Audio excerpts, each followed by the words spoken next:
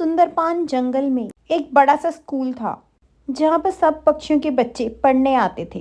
वहीं रानो और पिंकी जो बेस्ट फ्रेंड्स थे, सर्दियों की छुट्टियों के बाद उनके स्कूल खुलने वाले थे।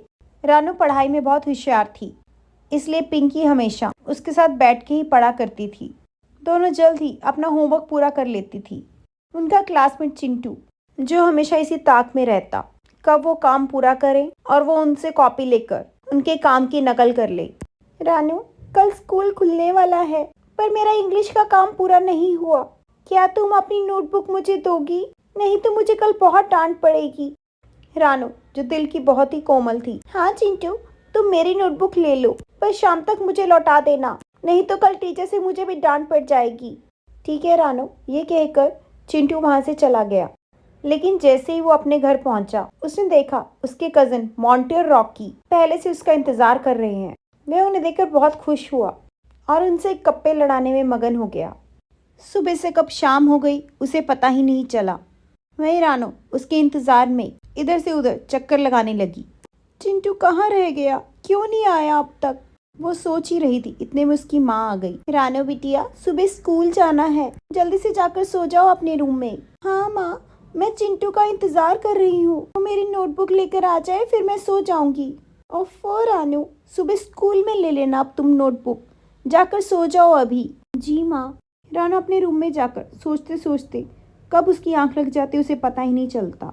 अगले दिन की सुबह रानू जल्दी से तैयार होकर स्कूल के लिए निकल जाती है, लेकिन वहां जाके उसे पता चलता है चिंटू आज स्कूल आया ही नहीं। उसकी टीचर सब बच्चों से होमवर्क मांगती है, लेकिन रानो के पास इंग्लिश का होमवर्क होता ही नहीं, जिस कारण टीचर से उसे बहुत डांट पड़ती है। रानो की आंखों में आंसू आ जाते हैं। वो टीचर को समझाने की कोशिश करती है। मैंने सारा काम किया था, लेकिन मेरी कॉपी चिंटू ले गया, आज वो आया भी नहीं। चुप रानो, एक तो काम नहीं करती, ऊपर से झूठ बोलती हो तुम। नहीं मैम, सॉरी मैम, मैं झूठ नहीं बोल रही, आप पिंकी से पूछ लीजिए। मुझे किसी से कुछ नहीं पूछना, कल तुम अपने मम्मी को लेकर स्कूल आना। सॉरी मैम, मैं कल आपको अपना होमवर्क दिखा दूंगी। Sorry ma'am.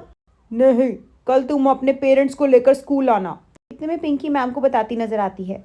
मैम, रानू सच बोल रही है, उसने सारा काम किया था, लेकिन अब चिंटू के पास है उसकी नोटबुक। आप प्लीज उसे एक मौका दे दीजिए। चुप पिंकी, अपनी जगह पर बैठी रहो। रानू रोती रोती घर जाती है और अपनी माँ को सारी बात बताती है। रानू की माँ चिंटू के घर जाकर उसके पेरेंट्स से चिंटू की शिकायत करती है। चिंटू अपनी गलती के लिए माफ़ी मांगता है और अगले दिन मैम को सारी बात बताता है। मैम रानो को माफ़ कर देती है, पर रानो चिंटू से नाराज़ हो जाती है और हमेशा हमेशा के लिए उससे अपनी दोस्ती तोड़ लेती है। चिंटू अपनी रानो जैसी दोस्त को खोकर उदास हो जाता है और कोशिश करता है उसकी वजह से कभी रानो को परेशानी ना हो। इसलिए दोस्तों, अगर आप भी किसी से नोटबुक लेकर घर आते हैं तो उन्हें समय पर लौटा देना चाहिए। Thanks for watching, please subscribe my channel.